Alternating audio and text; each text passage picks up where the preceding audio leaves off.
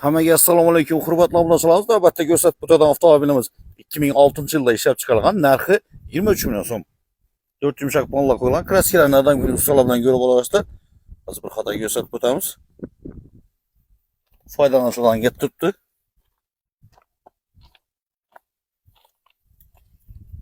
Metan gaz baloni uстановka qilingan.